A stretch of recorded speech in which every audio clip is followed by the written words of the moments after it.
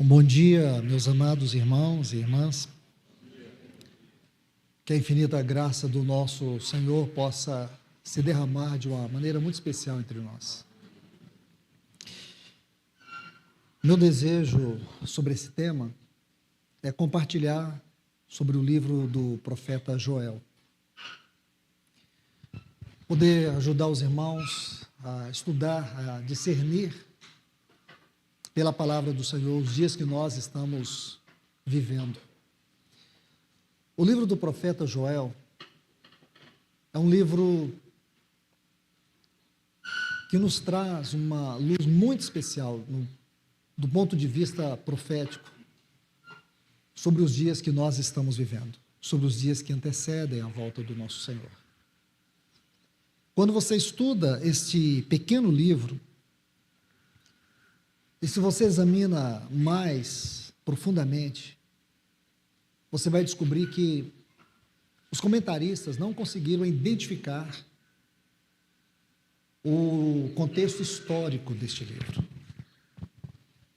Alguns acreditam que Joel foi um profeta no tempo de Joás, ou que ele tenha sido um profeta no tempo de Uzias. Então se especula muito quando foi o tempo desse profeta. E a conclusão que nós chegamos é: ninguém sabe. Bom, nós sabemos, Joel é um profeta dos nossos dias. Joel profetizou para nós.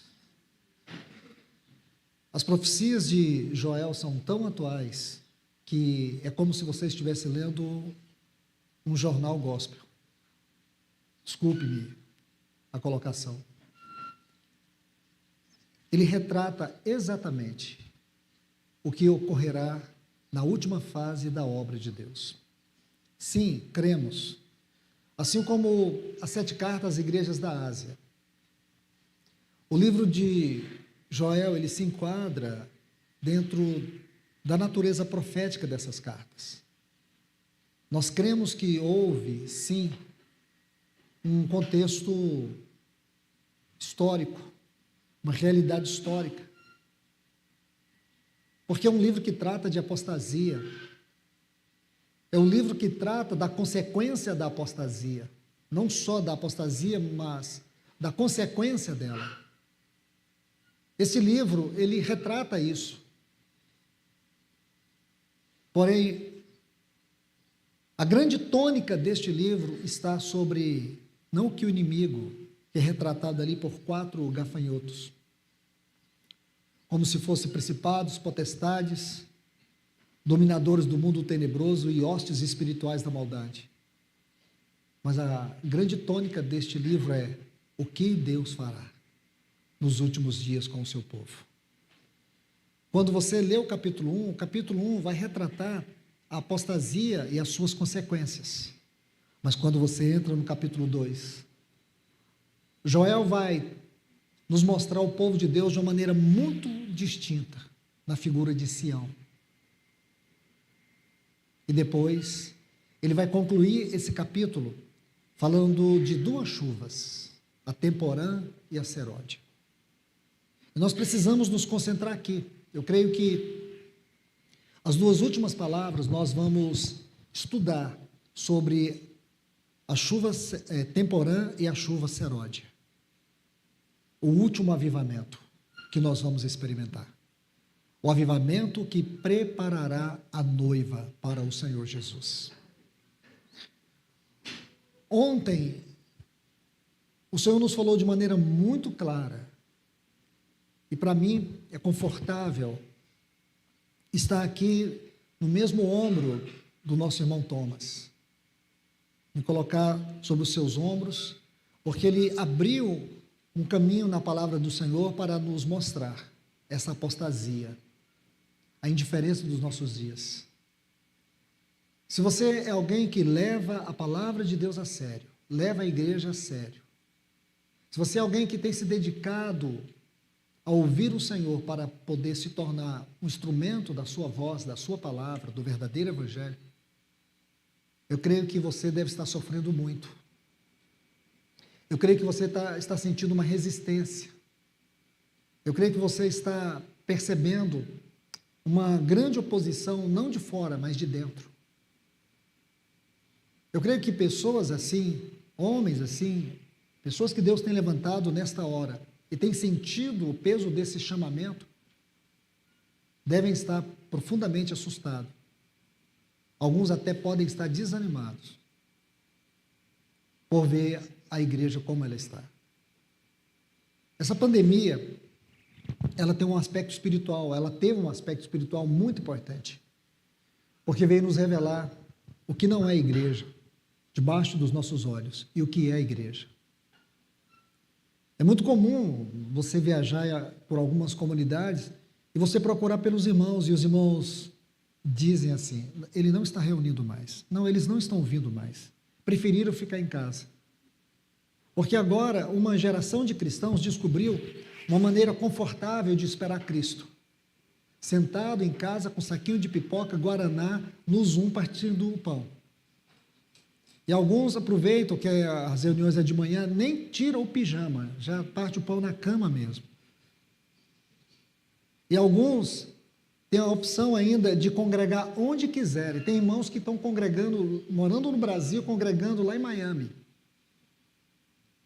Tem alguns irmãos que, quando falam o nome dos seus pastores, que agora eles estão sendo arrebanhados virtualmente, dá até um clamor. Congrego com John MacArthur.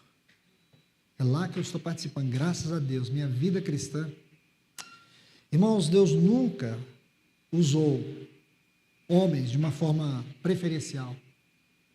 Quem faz a obra é o Espírito Santo. Esses enganos, essas sutilezas, têm sido uma terrível arma de Satanás para destruir o verdadeiro testemunho da igreja. Então nós precisamos ser cuidadosos.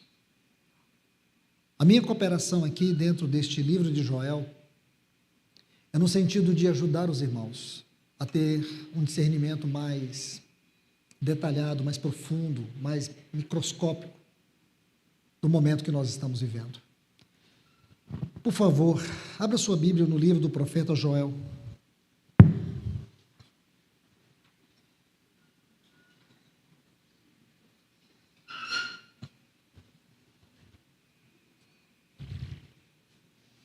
Capítulo 1.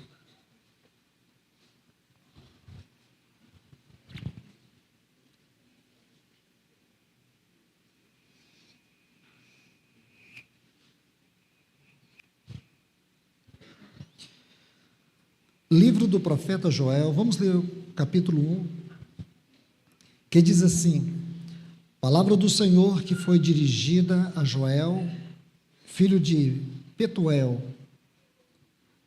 Ouvi isso, vós, velhos, e escutai todos os habitantes da terra. Aconteceu isso em vossos dias?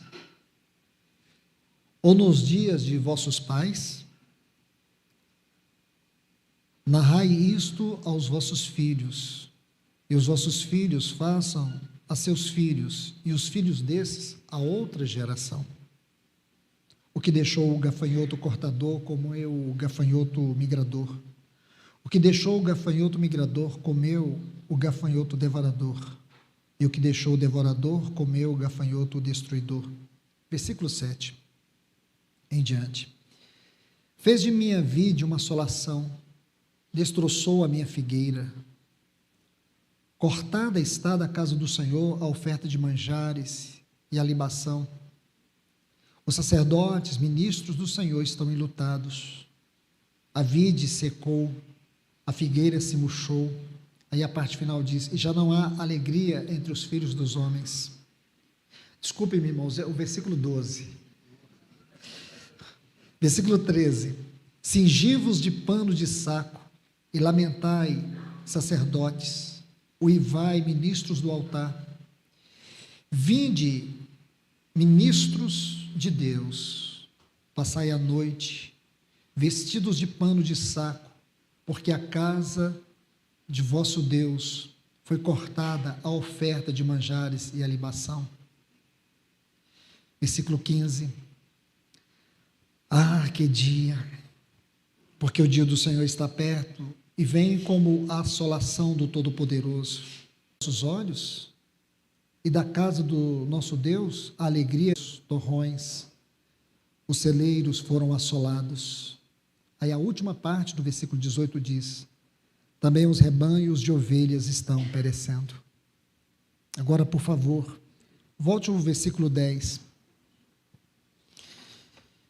Está assim: o campo está assolado e a terra de luto, porque o cereal está destruído, a vide se secou e as olivas se murcharam.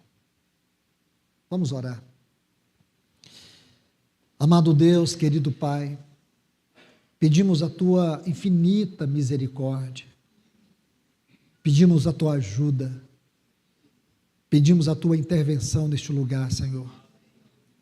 Senhor, vem nos ajudar, vem ajudar a Tua igreja aqui, Senhor.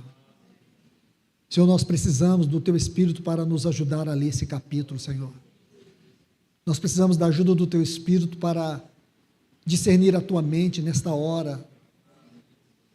Senhor, nós precisamos da Tua ajuda, porque o Senhor nos deu Tua palavra. Queremos que ela seja rema na nossa vida nesta manhã. Fala a nós, Senhor. Não seja homem, mas seja o Teu Espírito. A Tua igreja se reuniu neste lugar para Te ouvir, Senhor.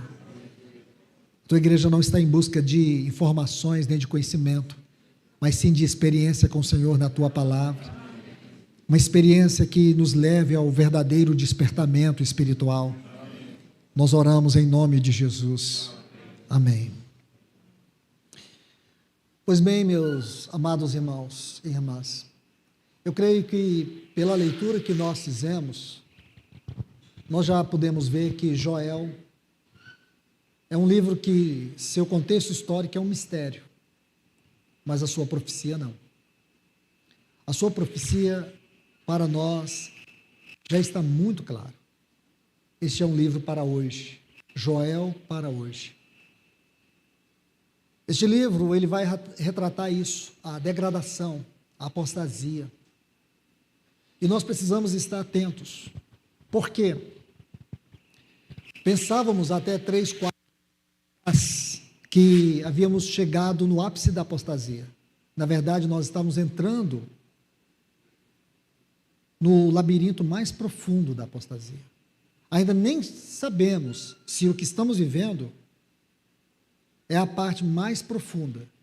Possivelmente, existirão mais e mais camadas da degradação espiritual.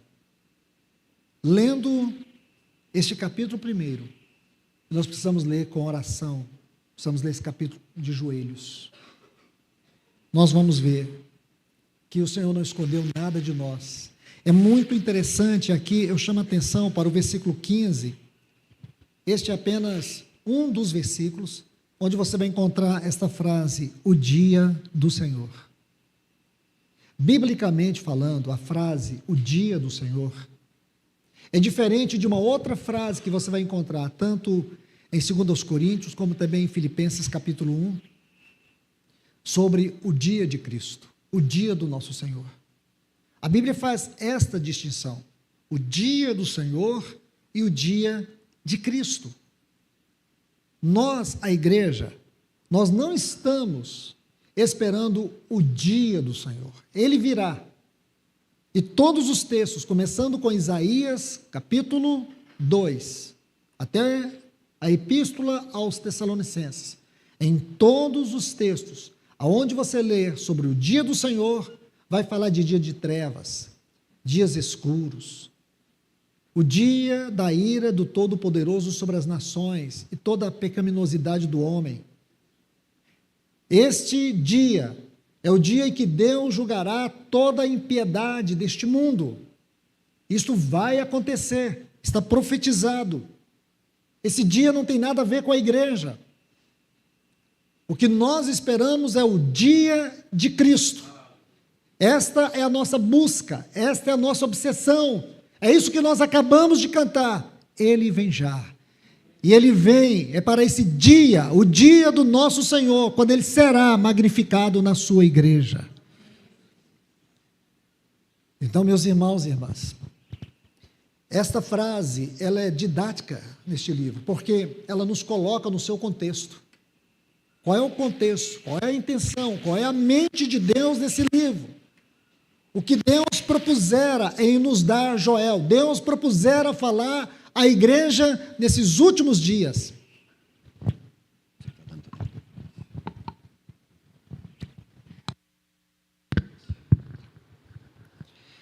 Então, meus irmãos e irmãs, aqui nós somos colocados diante de uma profecia tão importante.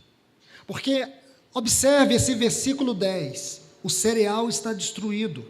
O cereal é uma figura da abundância espiritual. Depois nós temos o vinho, a vide se secou, uma figura da alegria, do gozo do Espírito Santo. E por último, o azeite, as olivas murcharam. O que significa isso? A unção do Espírito Santo. Então podemos ler da seguinte forma: a abundância espiritual foi destruída. Segundo, a alegria espiritual secou. A unção do Espírito Santo está apagada, murchou. É isso que nós temos que traduzir. Nós não temos que ficar fazendo enfeites com a palavra de Deus. Você precisa interpretá-la segundo o Espírito Santo. E é justamente esse versículo 10 que descreve os nossos dias. Porque hoje você vê muitos irmãos falando de avivamento, irmãos orando por avivamento. E muitos desses irmãos, e acredito que se começássemos aqui com o Mauro, e fizéssemos cadeira por cadeira, até terminar com o Thomas aqui, eu creio que não há um irmão sentado, uma irmã sentada aqui, que teria coragem de dizer que se opõe a um avivamento, a um despertamento espiritual. Mas, irmãos,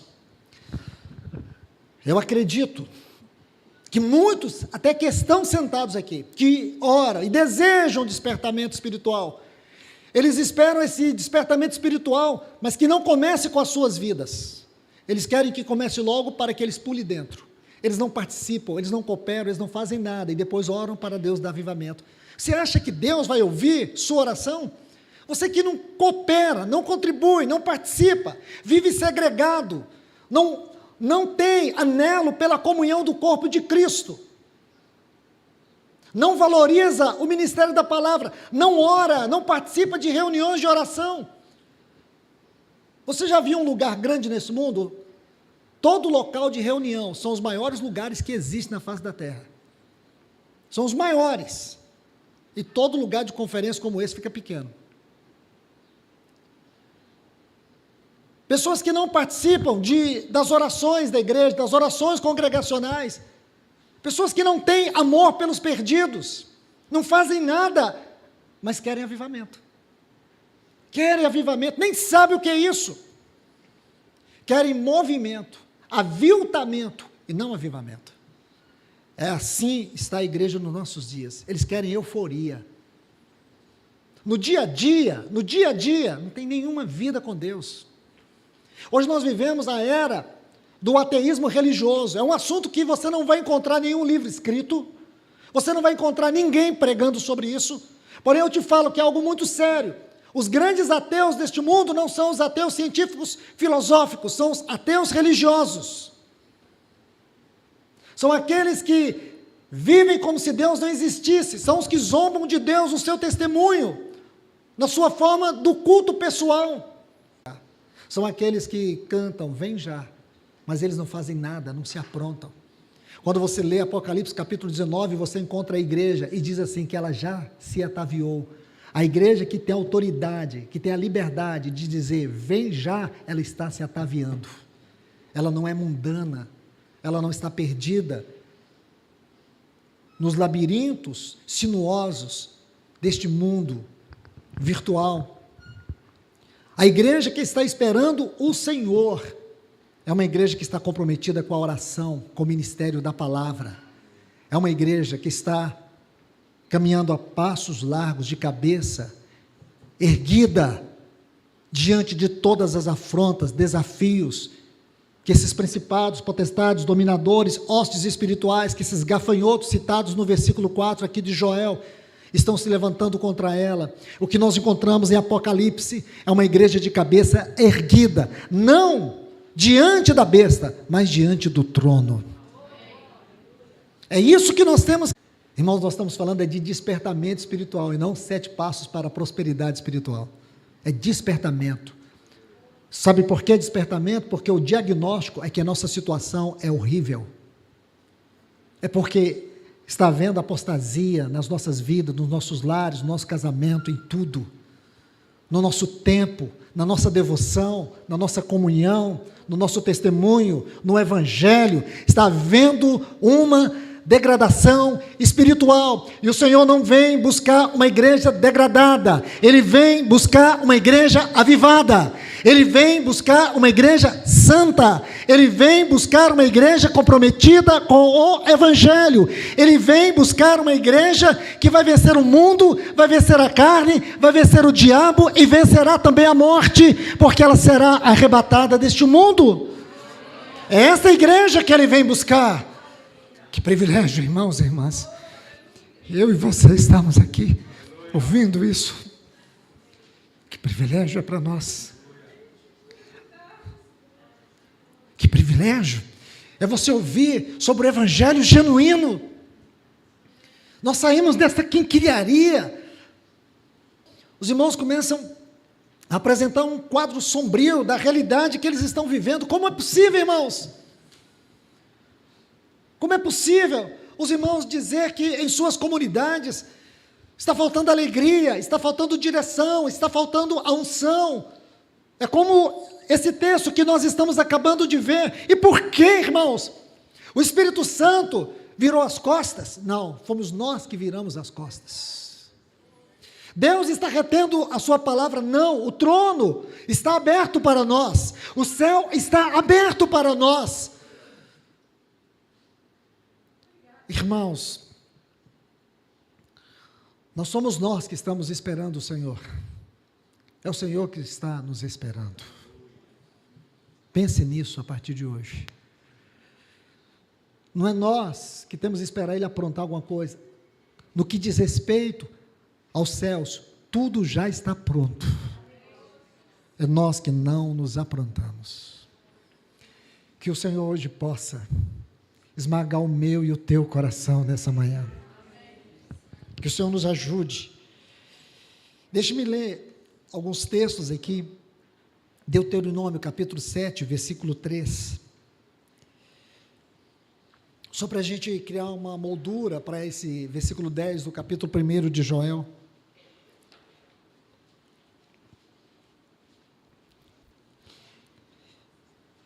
Está assim, Deuteronômio capítulo 7, versículo 3, e amar-te-á, e abençoar-te-á, e te fará multiplicar, e abençoará o fruto do teu ventre, e o fruto da tua terra, o teu cereal, e o teu vinho, e o teu azeite.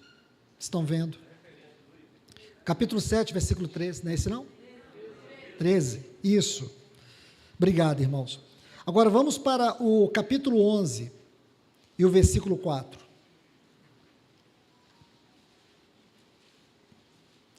Deuteronômio, o capítulo 11, e o versículo 14. Diz assim: então darei a chuva da vossa terra a seu tempo, a temporã e a seródia, para que recolhas o teu cereal, e o teu vinho, e o teu azeite. Estão vendo, irmãos? Esses textos precisam ser colocados aqui no livro de Joel.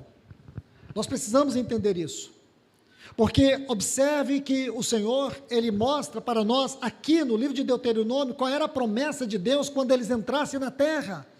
A terra de Canaã é uma figura da nossa plenitude em Cristo, da plenitude de Cristo. E aqui o Senhor está dizendo para eles o que eles teriam, o que eles desfrutariam. Porém, Joel vai dizer o que eles perderam. E perderam por quê? Por causa da apostasia. Apostasia é como uma erosão silenciosa. A apostasia vai agindo silenciosamente sobre as nossas vidas. Você não vê, você não percebe. E quando você é confrontado com a palavra de Deus e despertado por ela, o que você consegue ver? Que você não ora mais, que seu anelo pelo Senhor se perdeu, enquanto o seu desejo pelo mundo se encontra totalmente tomado, todo o seu tempo, todos os seus afetos. Você percebe que o curso da sua vida mudou de rota, você não busca mais as coisas celestiais. A erosão é silenciosa, é como a morte na neve, a pessoa vai morrendo lentamente, é assim que ocorre. E o grande problema, como eu disse, é o fato de nós hoje ter que conviver com este ateísmo religioso, aqueles que professam a fé sem crer, aqueles que amam a Deus sem amar, aqueles que dizem ser cristãos, porém não seguem a Cristo, vivem uma vida religiosa, periférica, superficial, sem vida, sem graça, acomodados. Que tragédia, meus irmãos. Deixe-me colocar um quadro mais amplo sobre isso. Abra sua Bíblia, por favor, 2 Tessalonicenses, o capítulo 2, agora eu quero trazer uma doutrina muito importante, uma doutrina muito séria sobre os dias atuais. 2 Tessalonicenses, no capítulo 2, esses textos, eles vão abrir para nós aquilo que eu considero como sendo a doutrina sobre o anticristo. E é importante dizer sobre isso. Paulo diz: irmãos, no que diz respeito à vinda de nosso Senhor Jesus Cristo e a nossa reunião, essa palavra aqui, reunião, é epsinagogue, a nossa reunião no alto, a nossa reunião com Ele no alto. Nós vos exortamos, encorajamos, a que não vos demovais. Essa palavra demovais, ela fala de um movimento produzido pelos ventos, por tempestades, por agitação das águas, sacudir, derrubar, perturbar a mente. É isso que ele está dizendo. Não permita que a sua mente seja perturbada. Aqui, mente, ele fala de vontade, ele fala das nossas emoções, ele fala dos nossos afetos. Ele diz: não permita que os seus afetos, não permita que a sua mente, que as suas emoções sejam agitadas, sacudidas com facilidade. Nem vos perturbeis, que seja por espírito, que seja por palavra, por epístola, como se procedesse de nós, supondo, tendo chegado o dia do Senhor. Então isso aqui nos leva para Joel, o dia do Senhor. Aí ele diz: ninguém, de modo nenhum vos engane, porque isso não acontecerá, sem que primeiro venha a apostasia, e seja revelado o homem da iniquidade. O que essa frase final diz para nós é que o anticristo, ele será gerado da apostasia. O seu lado religioso será gerado da apostasia.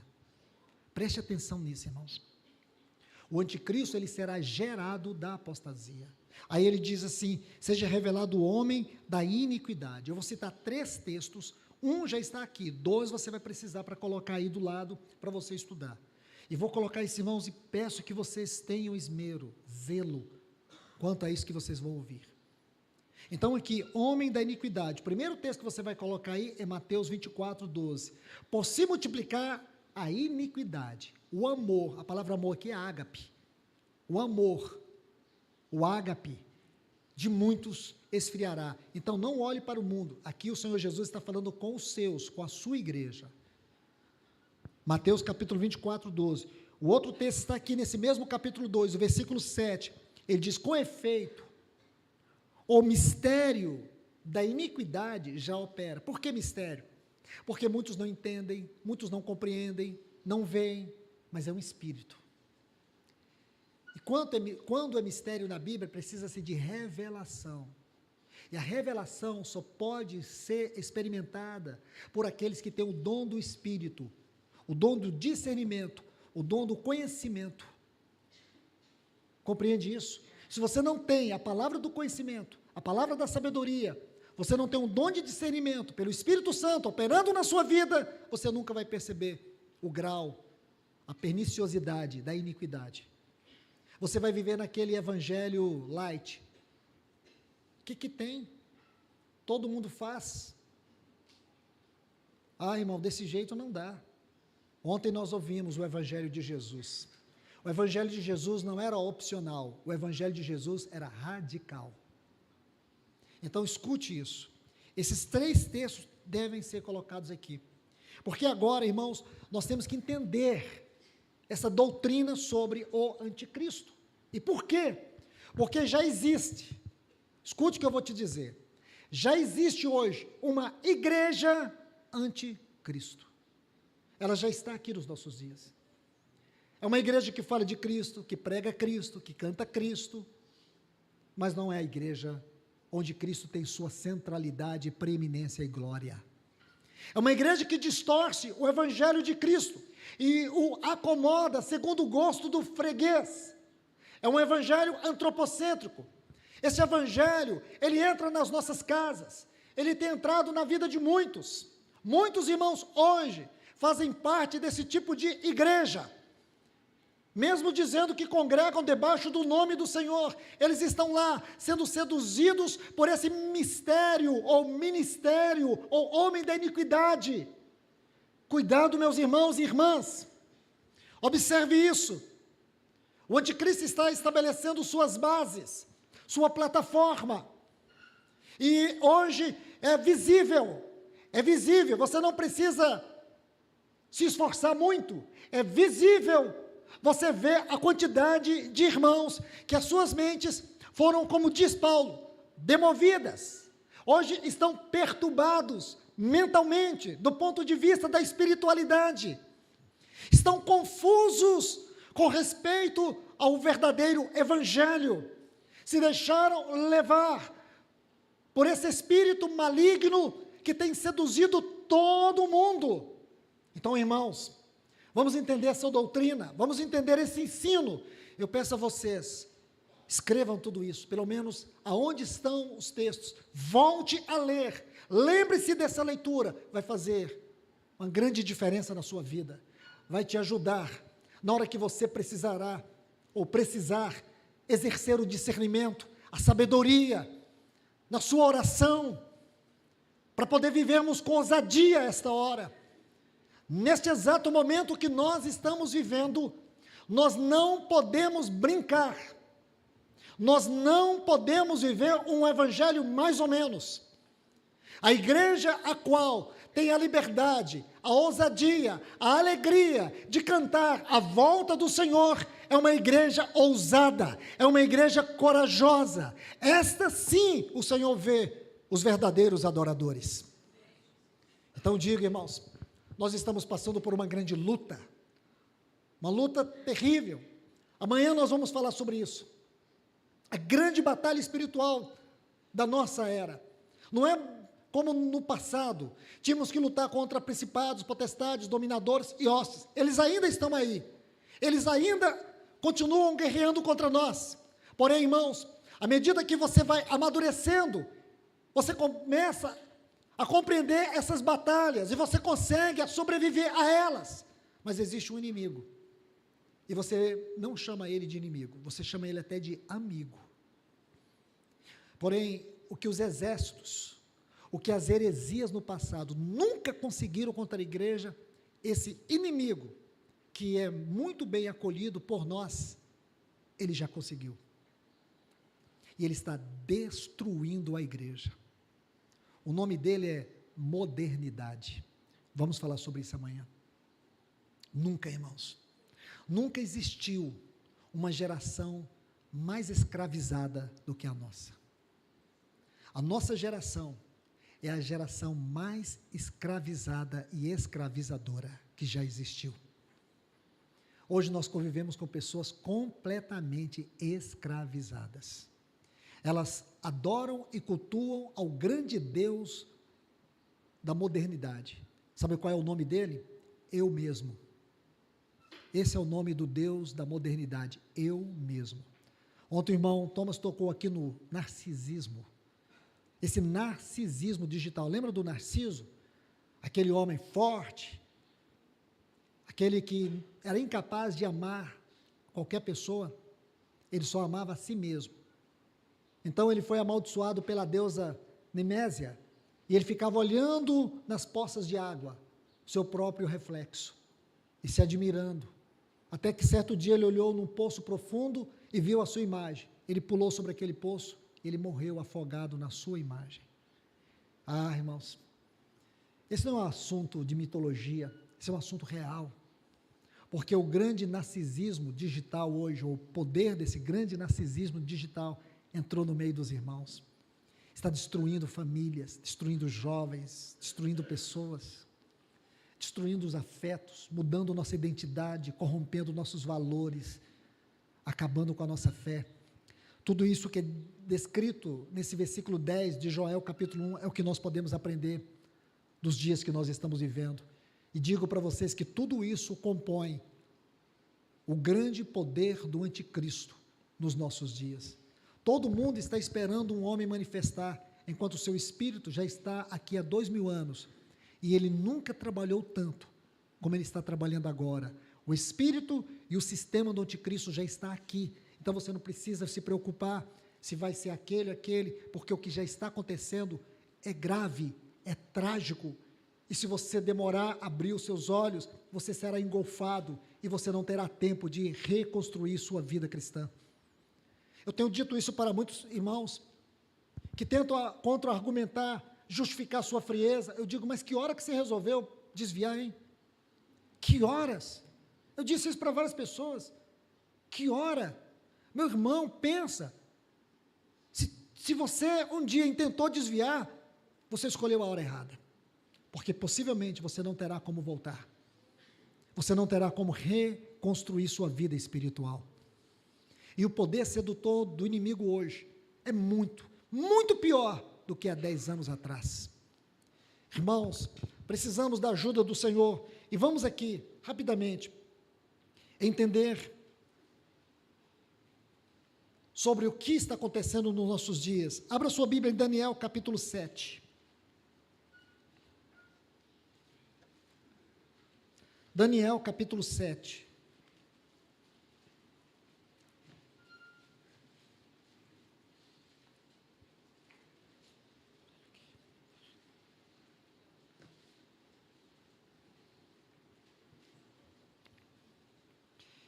Vamos ler vários versículos, preste bastante atenção, copie, porque você vai precisar desses textos algum dia na sua vida. Daniel capítulo 7, o versículo 2 a 8, diz assim: falou Daniel e disse, eu olhava, durante a minha visão da noite, e eis que os 4 ventos do céu agitavam o mar grande. Os grandes estudiosos creem que esse mar grande tem a ver com o mar Mediterrâneo. 4 animais grandes, diferentes uns dos outros, subiam do mar.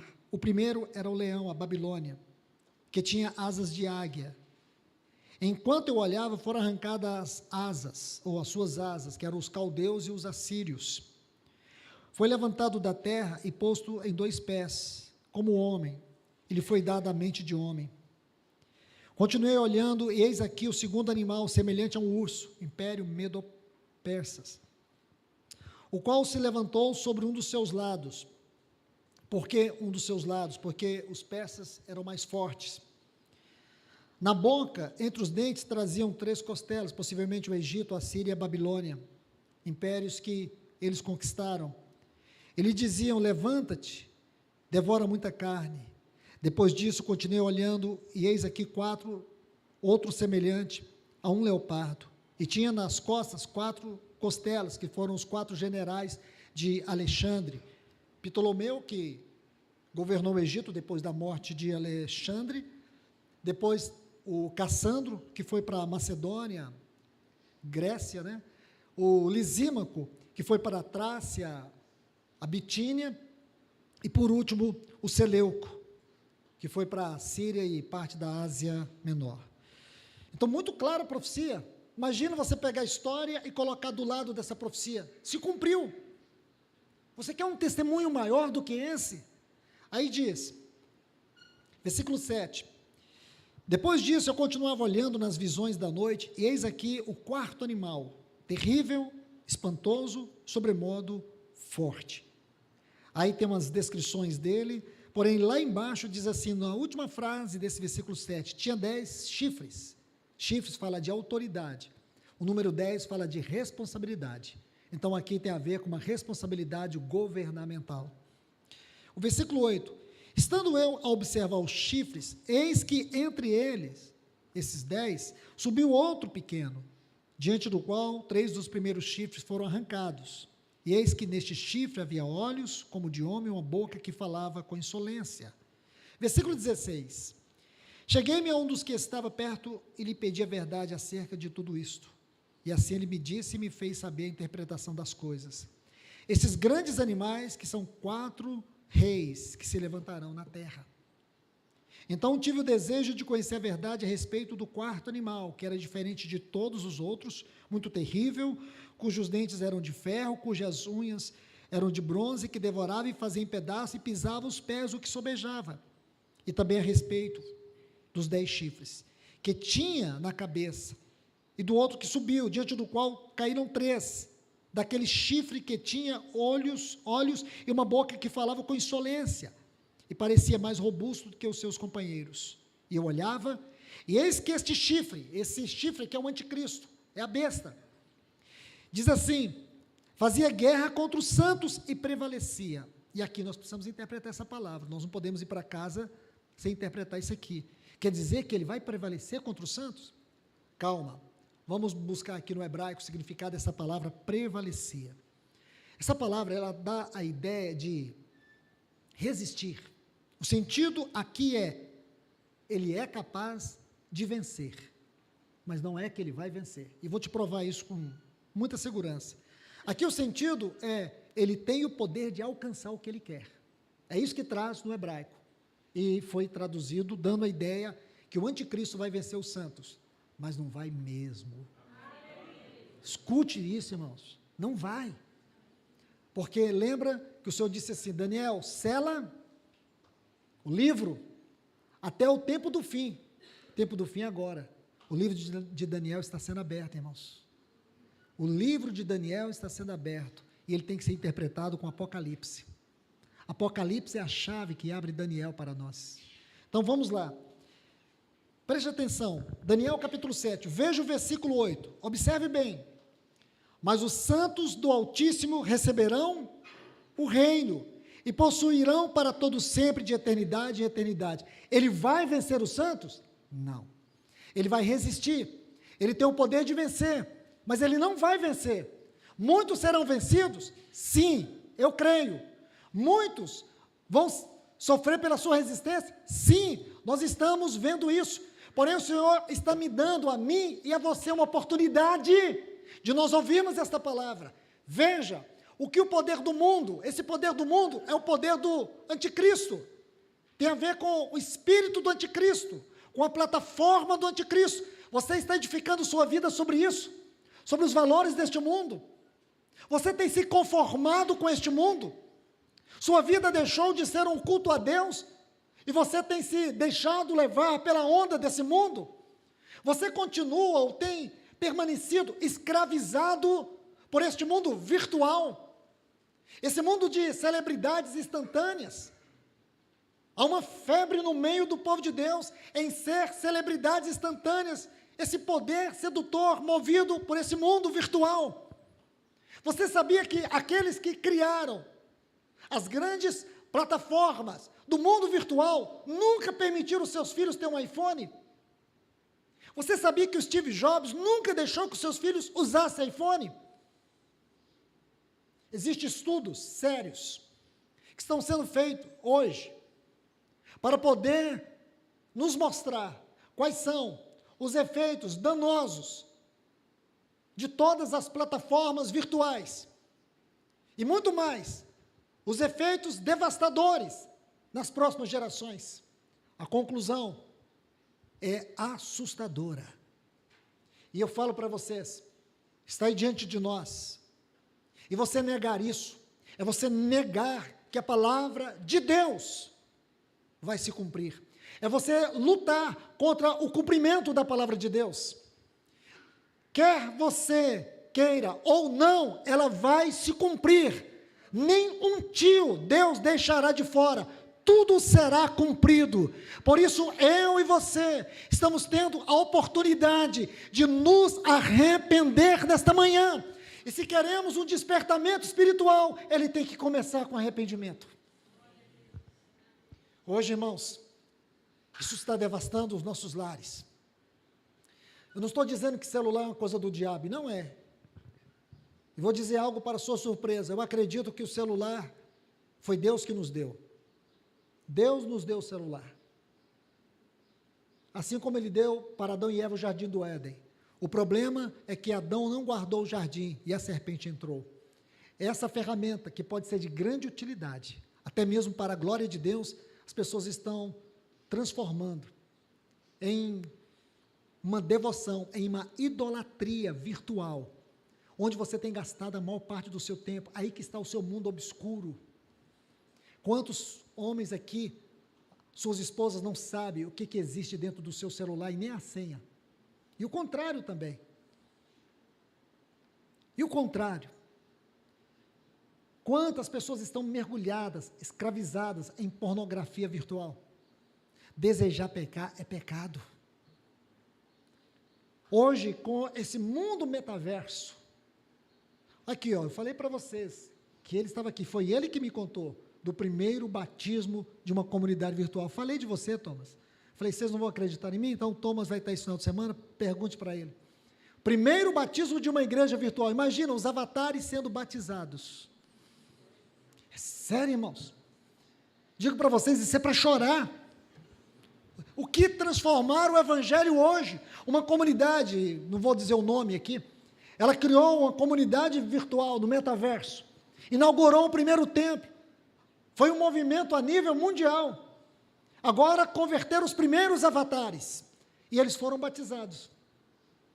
Isso é trágico, irmãos, porque o inferno é real, Satanás é real, o anticristo é real, isso está destruindo vidas, isso está destruindo famílias, é isso que está fazendo com que as pessoas desviem-se do seu chamamento, da sua vocação, da sua espiritualidade, da comunhão, do evangelho.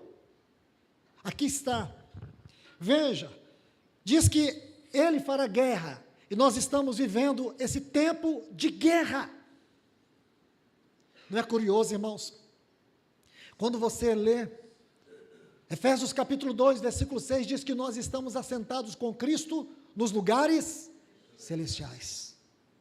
Isso não é curioso? É magnífico? É.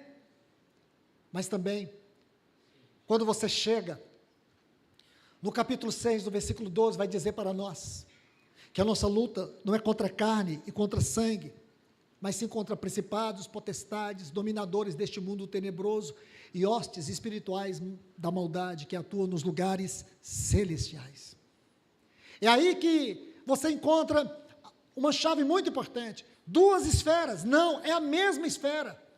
Isso quer dizer, os lugares celestiais nos mostram a plenitude da nossa vida em Cristo. E é quando você está nos lugares celestiais em Cristo, é que essa batalha se intensifica, é que essa batalha se torna muito pior. Lembre-se, quando Israel saiu do Egito e foi para Canaã, eles tiveram duas grandes batalhas, lá em Refidim, tiveram que lutar contra os amalequitas, tipologicamente falando, os amalequitas é uma figura da carne. E depois no capítulo 14, do livro de Números, eles tiveram uma outra batalha, lá em Rimon Pérez. Essa batalha, ela foi depois que o Senhor reprovou aquela geração, por causa daqueles espias, que trouxeram um relatório negativo e desencorajou o povo a entrar em Canaã. Então vocês se lembram? Logo quando chegaram em Rimon Pérez, eles pegaram, se fortaleceram, se encheram de orgulho, de soberba e foram batalhar. E quando eles foram derrotados. E o Senhor disse para eles que eles foram derrotados por causa do ego, da soberba. Então nós podemos dizer assim, que de Canaã, do Egito até Canaã, eles tiveram que lutar contra a carne e contra o ego. Mas quando eles chegaram em Canaã, o livro de Josué vai nos dizer que Josué teve que lutar contra 31 reis, 31 impérios inimigos, ele teve que lutar quando chegou em Canaã. Quando nós chegarmos, irmãos, mais e mais na plenitude de Cristo, mais a batalha vai se intensificar, e aqui não é lugar para pessoas neófitas, imaturas.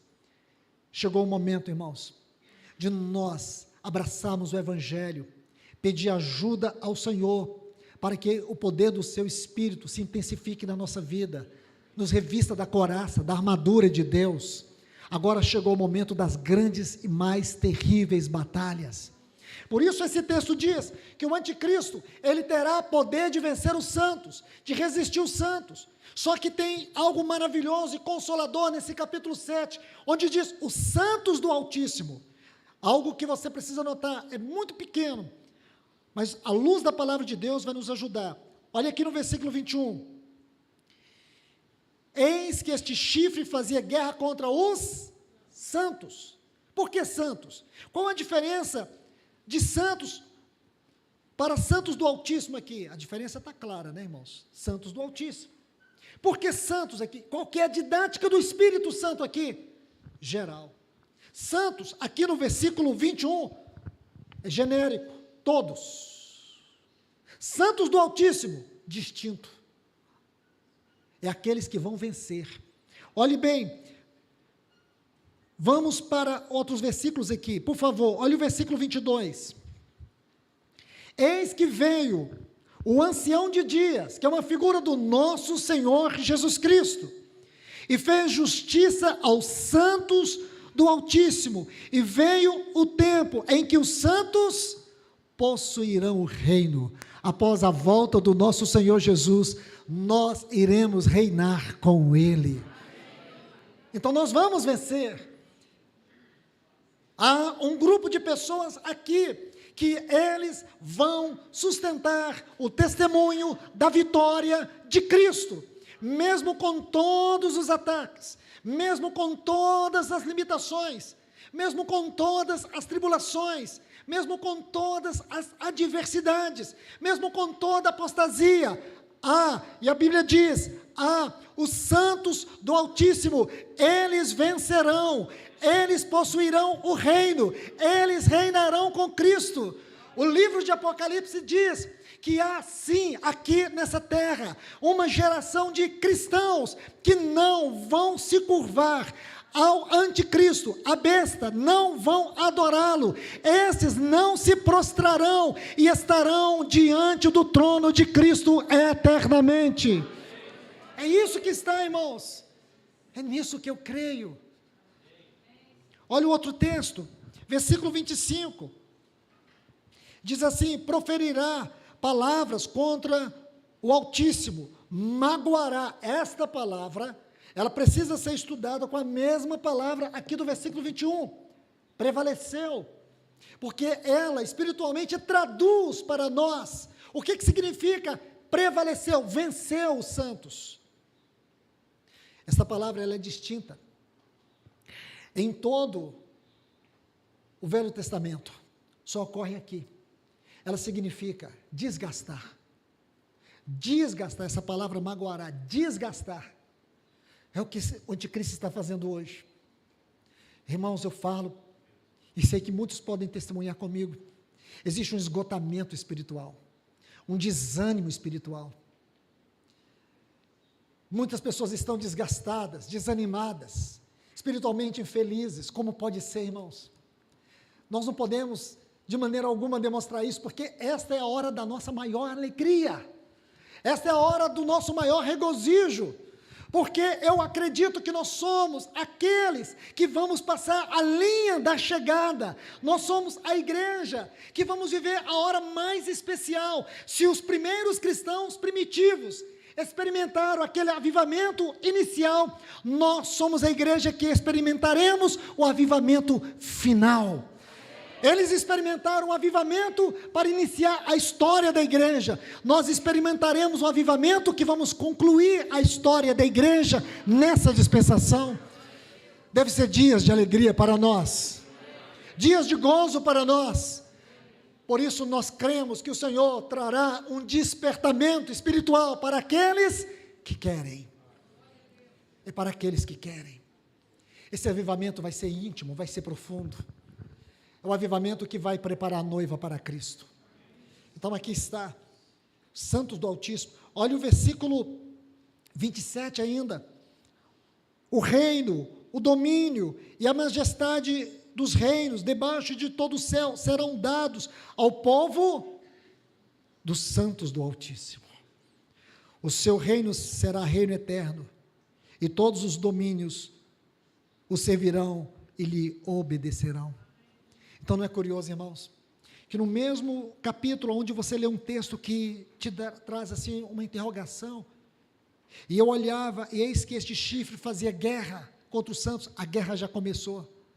Eu tenho que te dar essas boas novas, essa guerra já começou já há algum tempo, está destruindo muitos cristãos, muitos que estão aqui, totalmente apostatas. Sim, não adianta você esconder, totalmente apostata, porque o Senhor está te vendo, eu não sei, mas o Senhor sabe. O Senhor sabe quantos estão aqui, simplesmente pelo evento.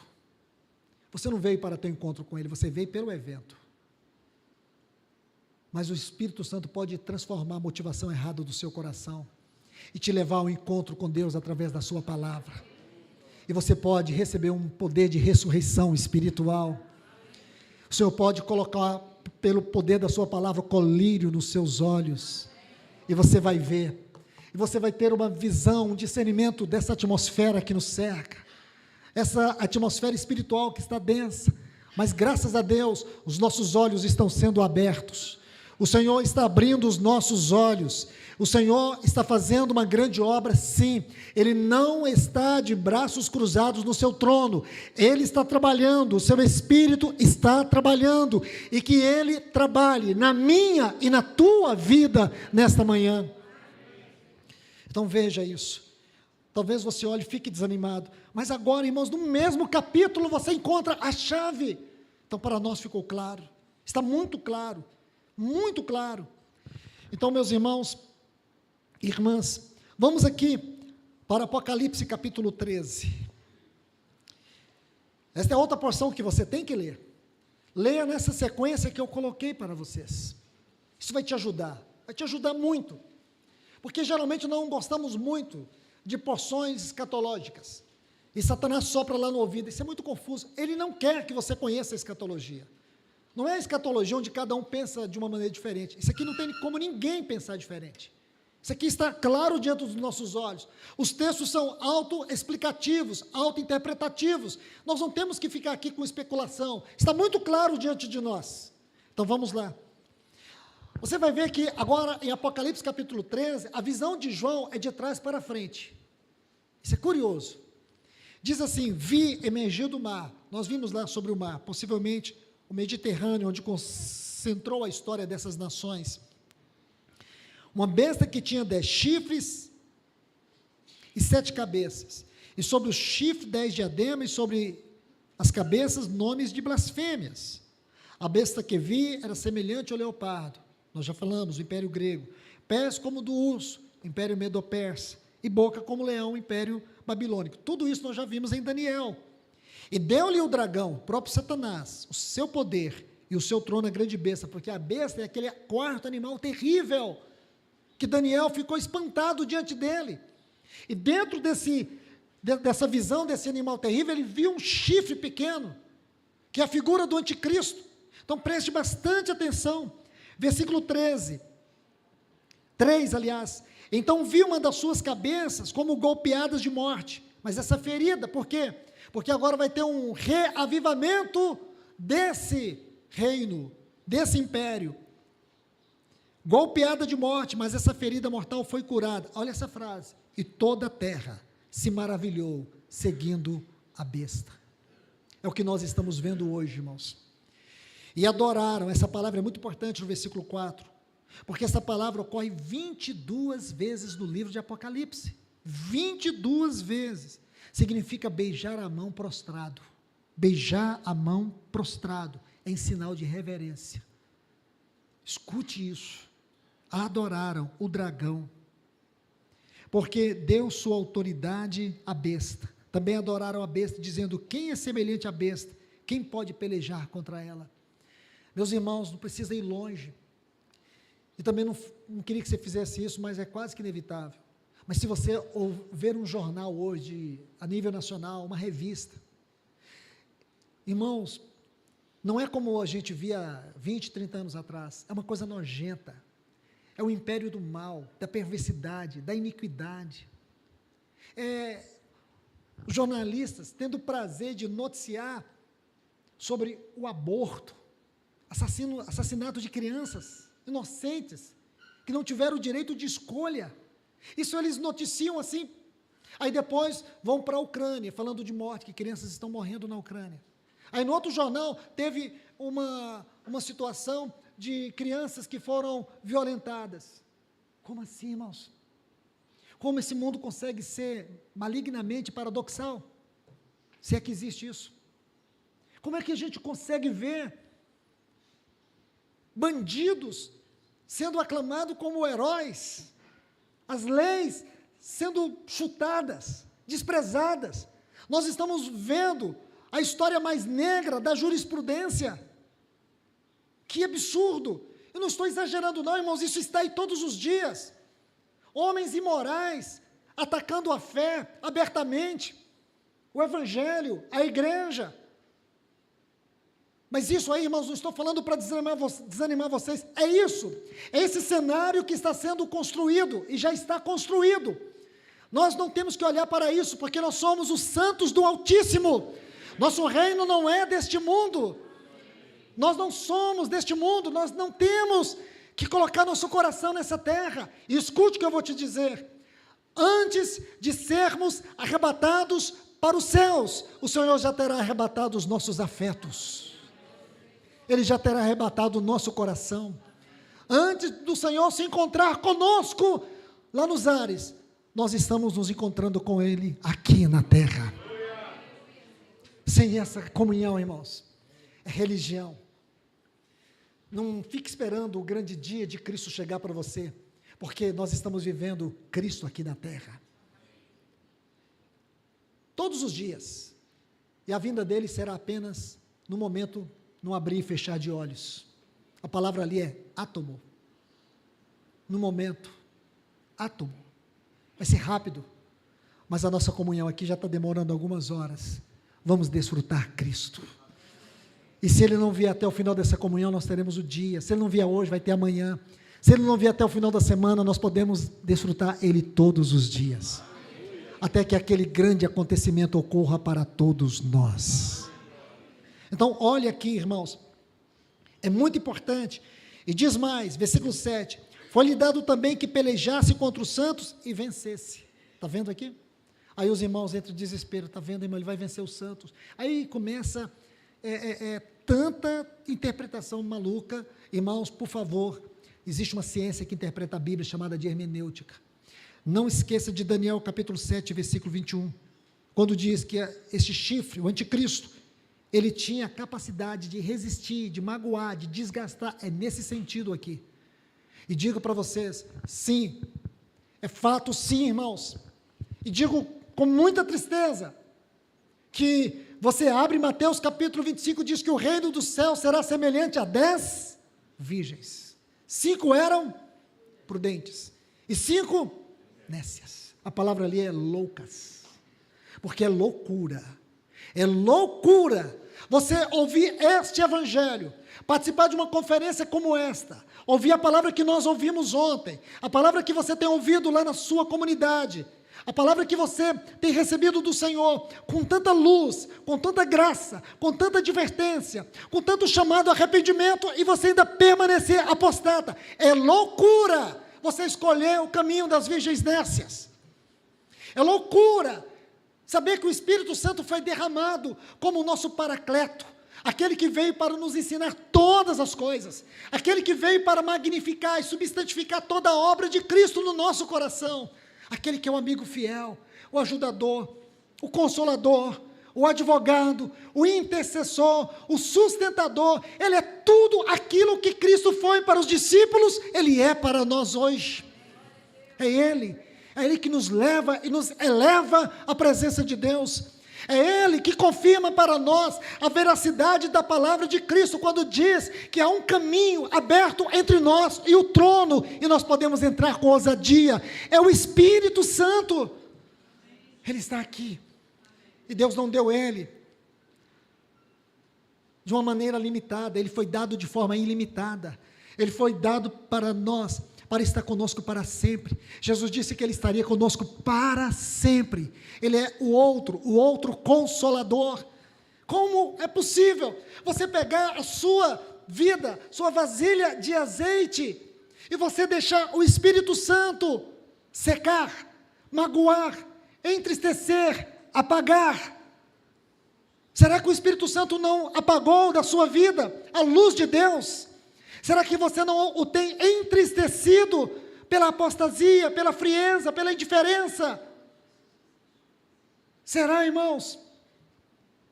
Que o Senhor nos ajude, para que nós não venhamos resistir ao seu Espírito, porque é isso que esse sistema, é isso que esse poder maligno do anticristo está fazendo com os cristãos nesta geração, está apagando a obra do Espírito. E aqui diz, sim, ele tem o poder de magoar, ele tem o poder de resistir, sim, ele tem o poder. Por isso Paulo diz: irmãos, não permita que suas mentes sejam agitadas por ventos fortes. E nós estamos vendo tantos ventos fortes, mas nós não podemos ceder, não podemos nos curvar, como Sadraque, Mesaque e Abednego. Eles não se curvaram diante daquela grande imagem, da estátua que Nabucodonosor edificou. Nós também não podemos nos curvar diante da imagem do anticristo. Nós não podemos, irmãos. Nós temos que ter ousadia para viver esta hora. Nós temos que ter coragem para viver esta hora. Se nós perdermos o entusiasmo, se nós perdermos a coragem, se nós perdermos a ousadia, nós seremos engolfados nesta plataforma do anticristo. É o que está acontecendo, irmãos. Nunca houve tanta separação no meio do povo de Deus. Nunca houve tanto esfriamento. Eu estive agora, perto de Campo Grande, e vi assim de um irmão dizer assim: Luiz, comunidade onde havia 700 irmãos, hoje está reunindo 30. Um pastor disse assim para mim, de uma comunidade lá, ele falou: Luiz, eu tenho que voltar para a congregação, não vou ficar até o final da conferência, porque se eu não estiver lá, irmão, ninguém reúne. Ouvi ontem, de um irmão, de um casal, dizendo para mim na nossa congregação: ninguém mais quer reunir. Os irmãos não têm reunido semana passada porque tinha um rodeio na cidade. Outros não foram porque ficaram sabendo que tinham colocado peixe no Pesque Pague, estava cheio de peixe. Os irmãos não foram partir o pão. Ouvi ontem, irmãos, essa notícia é fresca, mas essa notícia ela está virando corriqueira. Que tragédia, irmãos. Que privilégio nós estamos aqui. Que privilégio o Senhor nos falar por meio de Joel. É isso que está acontecendo, irmãos. Esse liberalismo teológico surgiu lá no início do século, onde Thomas tocou um pouco sobre isso. Liberalismo teológico. E hoje é um grande vilão da integridade da nossa fé. Tudo isso, irmãos, tem surgido como um auxílio, uma ferramenta que o anticristo está usando. Que o Senhor nos ajude, irmãos. Que o Senhor nos ajude, que o Senhor tenha misericórdia de nós, que a mão do Senhor esteja sobre nós, irmãos. Nós não podemos perecer nesta hora, não podemos mesmo. Eu peço aos irmãos que o Senhor abra os nossos olhos, que o Senhor verdadeiramente possa nos socorrer nesta hora, porque se nós não formos ajudados pelo Senhor, nós vamos perecer.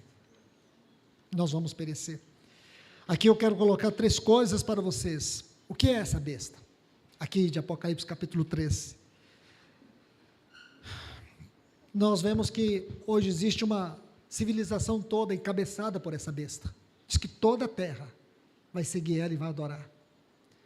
Graças a Deus nós não somos dessa terra. Graças a Deus que o nosso rei e o nosso reino não é deste mundo. Graças a Deus que nós não somos contados nessa terra. Lembra quando o povo de Deus estava ali, perto já de Canaã,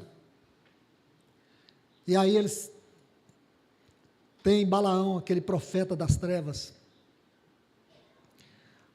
e ele fez uma declaração muito interessante. Ele olhou para aquele povo naquela campina e disse: é um povo que anda só. Nós somos, irmãos, nós só temos uns aos outros e o Senhor. E muitos irmãos ainda não entenderam isso. Nós só temos uns aos outros. E que momento especial nós somos chamados para viver na igreja. É difícil? Sim, o Senhor nos falou ontem, é difícil. Por quê? Porque eu sou difícil. Não é porque a igreja é o problema, é que eu sou o problema na igreja. Então os irmãos pensam: nossa, então a igreja é o problema. Não, a igreja não é o problema, a igreja tem uns problemáticos. Entende? Nunca pense que Jesus levava Pedro, Tiago e João para aqueles momentos mais importantes, nós podemos pensar, porque eles eram os melhores. Não, eles eram os piores. O Tiago e João, pensa em 2 irmãos complicados, eram aqueles 2. Eles tinham uma mentalidade assassina. Um dia eles queriam que Jesus tocasse fogo numa aldeia toda, queimasse a aldeia toda. Pedro, eu não vou nem falar, irmãos, porque o currículo de Pedro, mas imagina, eram esses, e foram com eles, que o Senhor revolucionou a história da sua igreja. Imagine, pessoas como eu e você um dia vai compor aquela grande cidade celestial, a Nova Jerusalém. Aleluias! Aqueles que tiveram Cristo sendo conformado em suas vidas. Então veja, essa civilização hoje está sendo encabeçada por um espírito, por um sistema e por um personagem. É isso que compõe a besta. Um espírito, um sistema e um personagem. É isso que tem a ver com a besta. Mas agora, veja sobre o liberalismo teológico. Algo terrível. Quero colocar 2 textos, rapidamente.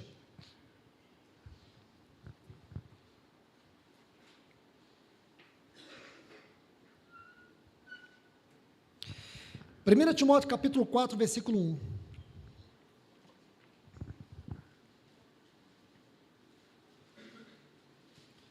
Diz assim,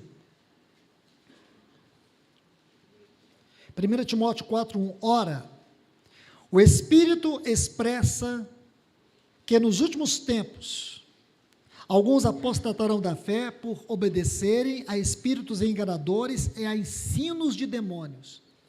Uma versão alternativa muito próxima do texto original diz assim, o Espírito diz claramente que à medida que o tempo passa, alguns desistirão da fé para seguir ilusões demoníacas ensinadas por profissionais da mentira. Ilusões demoníacas ensinadas por profissionais da mentira. Um outro texto que eu quero ler com vocês, 2 Pedro 3:3.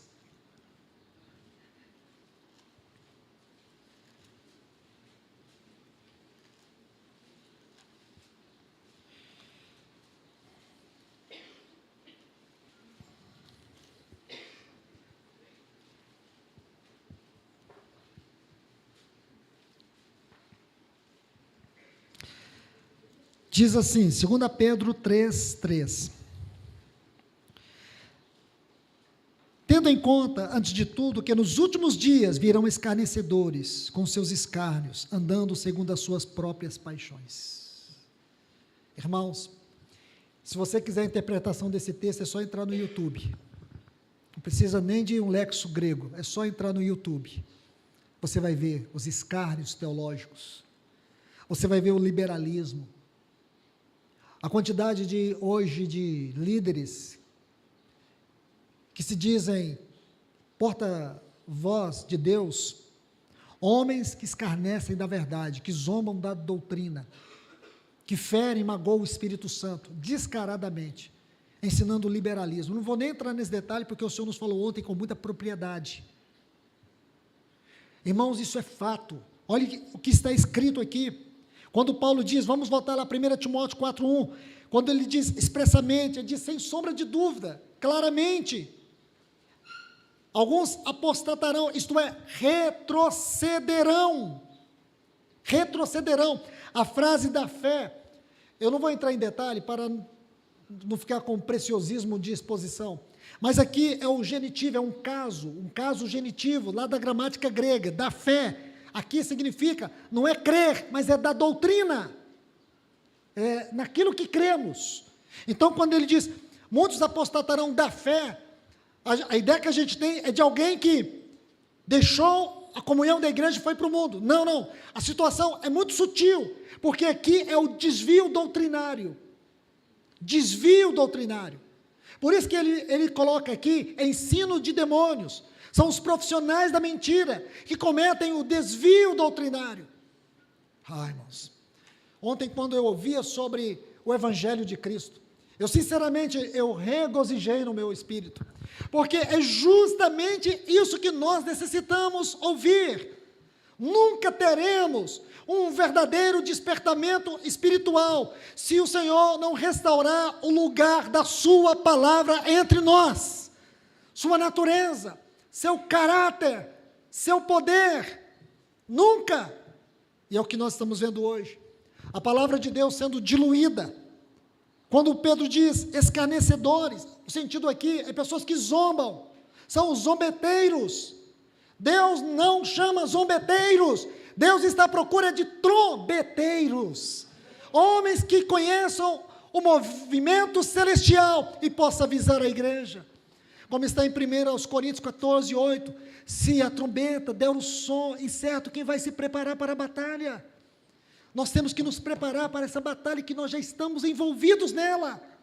Muitos estão despreparados, porque tem muito zombeteiro e poucos trombeteiros. Seja você, meu irmão, minha irmã, trombeteiros de Deus nessa hora.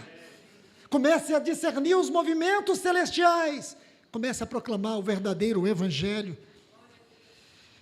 E o segundo ponto, quero até adiantar para vocês, a guerra espiritual que nos ameaça. Eu vou entrar nesse ponto, eu tenho aqui mais alguns minutos, e quero entrar nesse ponto. A grande guerra, primeiro, esse desvio teológico, o liberalismo. Está claro, irmãos, falei bem rápido, mas guarde esses textos. Isso tem trazido a igreja a um nível baixo na sua espiritualidade. A igreja está perdendo a sua essência, o seu caráter, a sua vocação. Mas, por outro lado, nós temos uma grande e terrível batalha. Eu quero tocar nesse ponto agora. É a batalha que mais nos ameaça.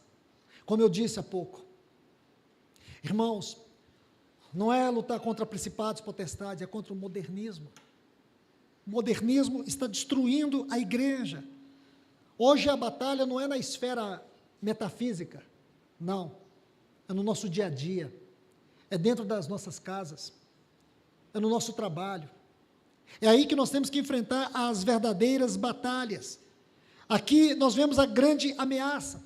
Por quê? Porque não se trata de um inimigo, pode imaginar? Mas como assim, irmão? Não se trata de um inimigo. Sim, aquilo que nos ameaça hoje, você não pode nem considerar um inimigo, você considera ele como um aliado, porque ele é até uma grande ferramenta que nós temos para a propagação do evangelho. Imagina o metaverso, uma linda, maravilhosa ferramenta, uma ferramenta que os jovens todos estão lá dentro, lugar de evangelizar os jovens. Será? Será, irmãos? Será que é assim mesmo? Nós precisamos perceber que trata de um aliado, que nos dá inúmeras possibilidades, ferramentas e mecanismos, que nos desafia nesses dias. Porém, irmãos, é aqui que mora o grande perigo, porque eu tenho que dizer, ele é um aliado, inofensivo, aceito e admirado. Escute isso. Esse aliado, ele é inofensivo. Ele parece não causar nenhum dano. Ele é aceito. Quem não tem? Quem aqui não tem ele? Quem aqui não gosta dele? Mas é aqui que está o perigo. Porque esse aliado, ele cria uma série de possibilidades e também de realizações. Só que esse grande aliado, que na verdade de aliado não tem nada, é só uma ironia, é o mais terrível inimigo que a igreja já enfrentou. Em nenhum momento da história da igreja, ela teve que enfrentar um inimigo tão terrível como a modernidade. Eu vou traduzir isso melhor para vocês, porque isso tem tirado da igreja a sua capacidade de discernir o que exatamente está acontecendo à sua volta. E mais ainda, tem minado suas bases, destruído sua identidade. Vamos prosseguir, porque essa palavra modernidade, ou pós-modernismo, você sabe que pós-modernismo é um movimento filosófico, cultural, isto é, na área das artes, que iniciou nesses 200 anos para trás. Então é isso que eles chamam de pós-modernidade. Porém não é, para nós é muito mais do que isso. Para nós, modernidade tem a ver com o tecnológico. As grandes mudanças tecnológicas que têm surgido no nosso tempo, aquilo que podemos chamar de revolução industrial. Eu sei que os irmãos podem achar isso sem sentido, porém eu quero te dizer, é isso que está destruindo vidas hoje. O mundo todo está aprisionado por isso. Nunca o mundo se tornou tão escravo da tecnologia como nos nossos dias. Como eu disse, não estou dizendo que o celular é do diabo, que um iPad é do diabo. Eu creio que Deus nos deu, mas a serpente já entrou. E o que a serpente fez? Deus criou o homem à sua imagem e à sua semelhança. Deus criou o homem à sua imagem e à sua semelhança. A sua semelhança para a comunhão e a sua imagem para a expressão. O que Satanás fez?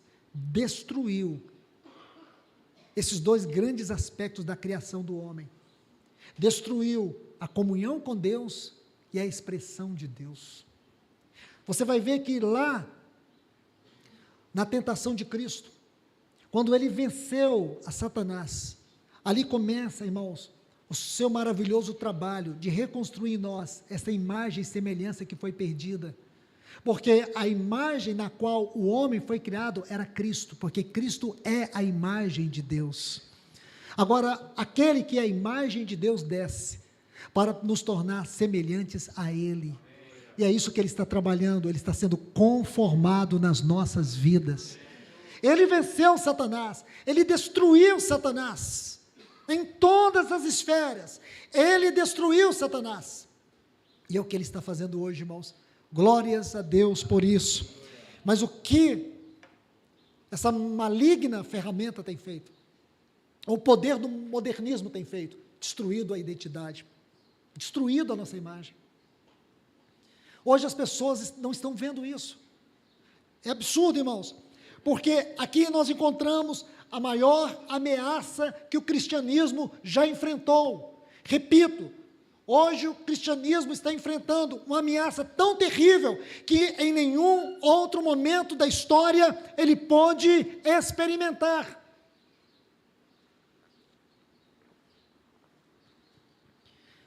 Aquilo que exércitos, impérios, heréticos não conseguiram, a modernidade já conseguiu. Alguém aqui discorda? Isso mesmo, irmãos. Eu tenho recebido, assim, algumas informações de casais, de irmãos. Eles estão aí escravizados dentro desse narcisismo digital. Há poucos dias um irmão me ligou para poder pedir ajuda de uma outra cidade distante daqui. E por quê? Porque ele tinha como princípio, sempre na academia, tirar foto dele e da esposa. Os dois ali vestidos de traje de academia. Era entre ele e ela só. E colocava na rede social. Mas um dia ele foi olhar o celular da esposa. Os nomes que ele leu ali. E as pessoas que faziam referências a ela. Personal, era o dentista, todo mundo que era do círculo dela. E os nomes eram aqueles, irmãos. Imagine, no dia que ele sentou com a esposa para poder tratar isso, ela confessou que ela estava perdendo por ele o afeto, o amor. Ela não tinha mais desejo pelo seu marido. Porque agora ela encontrou uma ferramenta que fazia ela ter autoestima. Ela confessou que se amanhecesse o dia, ela não olhasse ali nas suas curtidas no Instagram, e não lesse aquelas mensagens, ela não se sentia bem. O marido faz um elogio de 6 meses, agora imagina, o celular todos os dias, linda, maravilhosa, e tal, esses são os mais bonitos, né, irmãos? Imagina.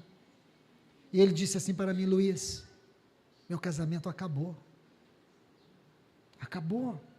Por causa de selfies. Isso é um, entre centenas e milhares. Irmãos, é justamente aqui que mora o grande perigo. Essas imagens replicadas, esses números de selfies, aprovações, curtidas. Como eu disse para vocês, o grande Deus da nossa cultura moderna, o eu mesmo. Hoje nós estamos tendo o vício em celular. Já é provado pela neurociência que a dependência de celular hoje tem o mesmo efeito químico no cérebro que a dependência de drogas. Mas ninguém condena isso. Não é verdade? Ninguém condena isso. Por quê? Porque a droga amada, apreciada, inofensiva, não é inofensiva coisa nenhuma, irmãos. Está destruindo jovens, destruindo famílias, destruindo crianças e produzindo uma mudança completamente radical na sociedade. Crianças adultizadas e adultos infantis. Isso tem acontecido. Há poucos dias uma pessoa entrou em contato comigo falando que estava ajudando um casal que estavam se separando. Sabe por quê? Porque a mulher não suporta mais chegar em casa e o marido ficar até as 4 da manhã jogando videogame. E ele não espera nem soltar um aqui no Brasil. Quando ele descobre que já soltou nos Estados Unidos, ele dá um jeito de trazer a última modernidade em termos de videogame. É isso, irmãos. É isso que está acontecendo, e a gente até fica surpreso, irmãos, eu sei que é só ironia, vocês estão estarrecidos, porque isso acontece debaixo dos nossos olhos. Acontece debaixo dos nossos olhos, é isso, vício em celular, narcisismo digital, um foco constante em nós mesmos. Isso tem produzido uma deformidade na nossa imagem. Isso tem destruído e tem nos escravizado num amor próprio. Estamos perdendo o amor comunhão. Estamos perdendo o amor relacional com Deus, porque o nosso Deus é um aparelho de celular. O nosso Deus é a modernidade. É justamente isso. Que o Senhor nos ajude, irmãos. Eu digo para vocês, esse é só um ponto. Essa conferência é muito rápida. Mas que nós possamos ouvir a voz do Senhor e deixar que o Espírito possa expandir na nossa mente essa palavra. Mostrar todos os riscos que nós estamos correndo. Ajudar-nos a ter o discernimento correto dessa atmosfera espiritual que tomou conta do mundo. Nós precisamos ser luzeiros nessa hora. Nós precisamos levantar as nossas cabeças nessa hora. Quando Jesus diz lá em Lucas capítulo 21, vigiai. Ele fala vigiai ali no contexto dos últimos dias. E vigiar aqui em Lucas 21 significa ter o discernimento da atmosfera espiritual. Nós não podemos ser uma igreja qualquer. Nós não podemos ser uma igreja anticristo. Nós somos os santos do Altíssimo. Nós somos a igreja de Cristo. Nós somos a igreja que vamos perseverar até o fim. Olha o que o Senhor diz, aqui está uma declaração muito séria sobre a igreja de Laodiceia. Apocalipse capítulo 3, e o versículo 17, o Senhor diz: pois dize, eu estou rica e abastado, e não preciso de coisa alguma. Porque isso, irmãos, que igreja é essa, Laodiceia? É a igreja dos últimos dias, é a igreja anticristo. Se você ler com todo o zelo do seu coração sobre Laodiceia em Apocalipse, você vai ver que Laodiceia percorre todo o livro de Apocalipse, e você vai encontrar uma série de textos, onde fala sobre os adoradores da besta. A ideia que muitos têm desses adoradores da besta, que são os ímpios. Não são, irmãos, porque a palavra adorador ali vem de uma palavra do latim que é latreia, tem a ver com culto, tem a ver com devoção, tem a ver com adoração. Compreende, irmãos? Essa palavra foi colocada com muito cuidado por João, para ser uma advertência para nós, para nos mostrar, sim, as virgens nécias, elas um dia foram as virgens prudentes, elas fizeram parte daquele corpo das virgens do Senhor, 10 virgens, começa assim, aí depois tem essa triste distinção, 5 prudentes, 5 nécias. Está vendo aqui? É possível sim, irmãos, é possível sim. Nós estamos vendo que hoje é possível. Muitos cristãos estão preferindo ser uma virgem nécia, porque eu posso viver a vida cristã do jeito que eu quero, como eu quero, eu posso viver para o meu prazer, eu posso viver para a minha satisfação, mas aqui o Senhor diz: não sabe que tu és infeliz, sim, miserável, pobre, cego e nu. É isso que o Senhor está dizendo. Oh, meus irmãos, essa primeira palavra eu preciso te dizer isso, porque o que nós estudaremos a seguir serão oásis, mas nós não podemos ser infiéis com a interpretação do livro de Joel. Esse livro diz isso aqui no capítulo 1, a tragédia, mas glórias a Deus, no meu coração, irmãos, há uma alegria muito grande, uma alegria pela leitura desse livro, que o nosso Deus vai se levantar, como Ele se levantou naquele tempo de 400 anos de escuridão. Havia apenas 8 pessoas, tudo que eles tinham era de 400 anos atrás, ainda lembravam-se de Malaquias, irmãos, estava lembrando de Malaquias, as lembranças, a herança que eles tinham, sabe qual que era, irmãos? Aquilo que foi feito no tempo de Esdras e Neemias, eles lembravam daquilo. Passaram-se 400 anos, 8 pessoas, 8, era um grupo pequeno, mas que não desistiram. Alguns já estavam bem velhos, tinha uma mocinha ali entre eles, um rapaz bem jovem, até que, como diz Paulo aos Gálatas, na plenitude dos tempos, os céus abriu, e o anjo vem imediatamente com aquelas boas novas. Cristo, o Filho de Deus, seria encarnado pelo Espírito Santo no ventre de Maria.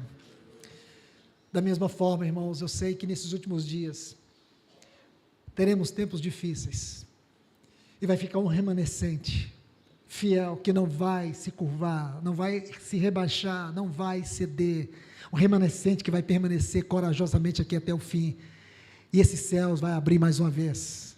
Agora não é mais encarnado, é Ele glorificado, é o homem sentado no trono, descerá para nós. Ah, meus irmãos, não tenho palavras para descrever a alegria desse momento. Tudo que eu falar aqui será inadequado, mas o Espírito Santo pode substantificar essa realidade no meu e no teu coração nessa manhã. É nisso que está a nossa viva esperança. Aleluias! Que Deus vos abençoe. Senhor, nós te louvamos e te agradecemos. Bendito Deus e Pai. Ajuda-nos, Senhor, nessa hora. Ajuda-nos nesse momento, Senhor. Nós precisamos do socorro do Senhor.